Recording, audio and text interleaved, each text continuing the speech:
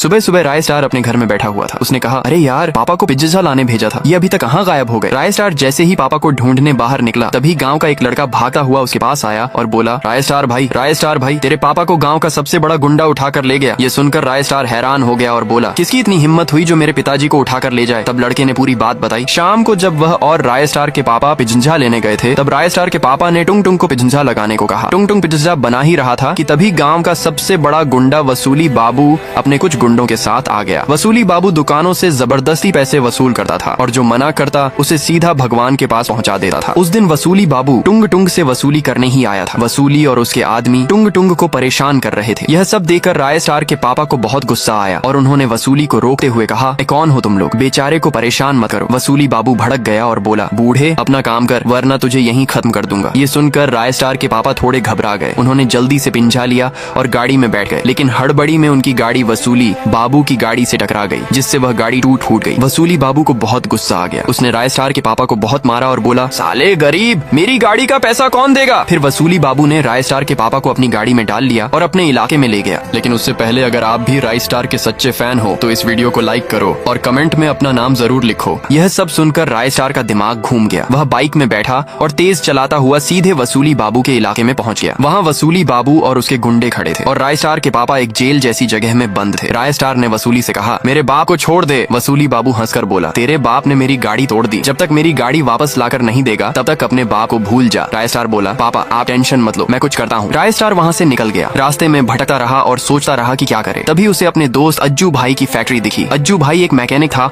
और उसके पास बहुत सारी गाड़ियाँ थी। राय स्टार अज्जू भाई के पास गया और बोला, अज्जू भाई मेरी मदद कर दे। अज्जू भाई ने मना कर दिया और बोला, सॉरी भाई, मेरी सारी गाड़ियाँ बिक चुकी हैं, पर अगर तेरे पास कोई कबाड़ की गाड़ी हो तो ले आ, मैं उसे ठीक कर दूंगा। ये सुनकर राय स्टार निराश हो गया। शाम तक वह इधर उधर एक ही गाड़ी ढूंढता रहा। आखिर उसे कब्र के पास पड़ी हुई एक पुरानी टूटी फूटी गाड़ी मिल गई। वह उस गाड़ी को उठाकर सीधे अज्जू भाई की फैक्ट्री ले आया। अज्जू भाई ने गाड़ी को देखा और बोला, बस 19 मिनट 30 सेकंड दे, इसको खतरनाक बना देता हूँ। अज्जू और राय स्टार ने मिलकर उस कबाड़ की गाड़ी को एकदम डेंजरस बना दिया। राय स्टार उस गाड़ी को लेकर सीधे वसूली बाबू के इलाके में पहुंच गया। उसने गाड़ी वसूली को देते हुए कहा, ये ले अपनी गाड़ी और मेरे पापा को छोड़ दे। वसूली बाबू बोला, ले जा अपने बाप को, अब मेरा हिसाब बराबर। ये सुनकर राय स्टार ने आंखों में गुस्सा लाते हुए कहा, अभी हिसाब बाकी है। इतना कहकर राय स्टार ने वहाँ धुआं और बम फेंक दिया। पूरा इलाका धुएं से भर गया। जब धुआं हटा तो वसूली बाबू जमीन पर पड़ा था। राय स्टार अपने पापा के साथ गाड़ी में बैठा और कहते हुए वहाँ से निकल गया, चल पापा घर चलते हैं।